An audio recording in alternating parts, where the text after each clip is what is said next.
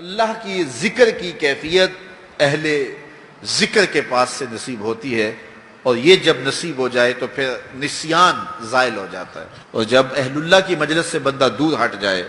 تو پھر کیا ہوتا ہے کہ پھر بندہ خدا سے غافل ہونا شروع ہو جاتا ہے، نمازیں چھوٹنے لگیں گی، سستی ہوگی، غیبت، برائیاں اور کیا کچھ زندگی کے اندر پیدا ہو جائے گا۔ وہ کسی زمانے میں ایک گاؤں کے مولوی صاحب کے بارے میں یہ خبر پہنچی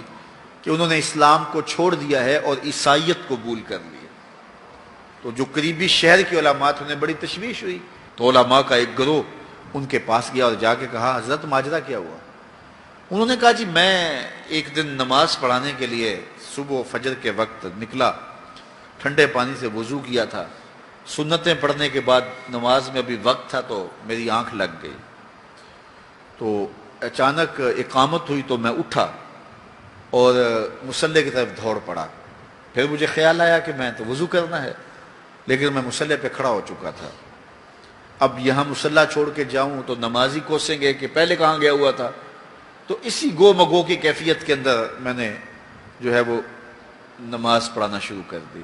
لیکن میں ڈرا کہ میں مصلی رسول کی توہین کر رہا ہوں، بے وضو نماز پڑھا رہا ہوں، تو کہیں اللہ کا عذاب میرے اوپر نازل نہ ہو، تو میں ڈرتا بھی رہا،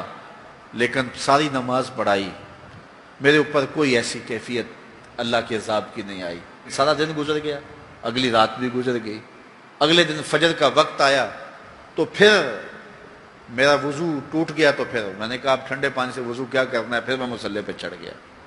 حتیٰ کہ میری عادت ہو گئی، اور میں پہلے تو ڈرتا تھا کہ اللہ کا عذاب میرے اوپر نازل نہ ہو، اور پھر یہ بھی خوف ختم ہو گیا، پھر ایک دن میں غسل کی حاجت سے تھا اور میں نے غسل کرنے کی بجائے فجر کی نماز پڑھا دی، اس دن میں دوبارہ ڈرا کہ کہیں اللہ کا عذاب نازل نہ ہو جائے، تو کہا سلام پھیرا تو میرے اوپر اللہ کا کوئی عذاب نازل نہیں ہوا، تو میں نے اسلام کو چھوڑ دیا کہ اسلام سچا دین ہوتا تو میں اتنی توہین کی ہے مصلی رسول کی، اتنی توہین کی ہے اللہ کے گھر کی، تو میرے اوپر کوئی عذاب آتا، تو میرے اوپر کوئی عذاب نہیں آیا، تو میں پھر واپس ہو گیا ہوں، تو میں عیسائیت قبول کر لیا، تو علماء نے کہا کہ تیرے اوپر کوئی عذاب نہیں آیا، اس سے بڑا عذاب کیا ہو سکتا ہے، رب نے اپنا دین چھین لیا ہے،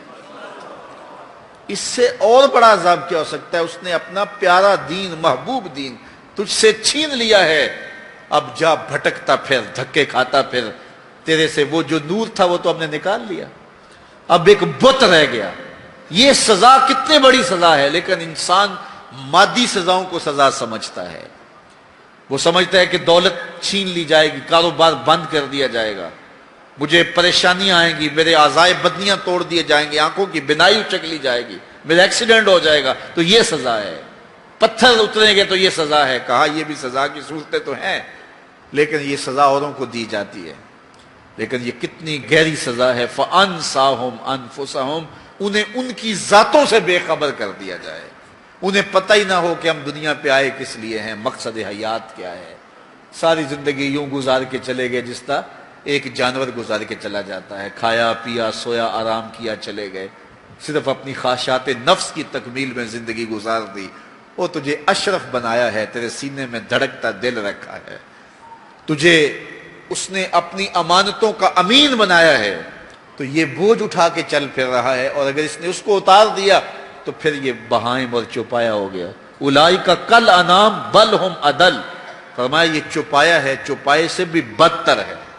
اس سے بھی آگے چلا گیا۔ تو اس لیے جب اس سے وہ دولت ہی چھین لی گئی تو اس کے پلے باقی کیا بچا؟ تو اللہ مجھے اور آپ کو توفیق دے کہ مقصد زندگی ہمارے ہاتھ میں آ جائے، جس لیے ہماری تخلیق ہوئی ہے، اللہ کی معرفت حاصل کر وہ دولت ہمارے ہاتھ آ جائے۔ اگر وہ دولت نہیں ہے تو ساری زندگی برباد گزر گئی۔ اس لیے خندق کھودتے صحابہ پر جب پیار آیا تو یہی کہا اللہم ان العیش عیش الآخرہ فاغفر للانصار والمہاجرہ، اے اللہ زندگی تو حقیقت میں آخرت کی زندگی ہے، میرے انصار کو بھی بخش دے، میرے مہاجروں کو بھی بخش دے۔ تو زندگی مانگی تو وہ آخرت کی زندگی مانگی۔ اللہ مجھے آپ کو اس مختصر زندگی کو یاد الہی میں گزارنے کی توفیق دے۔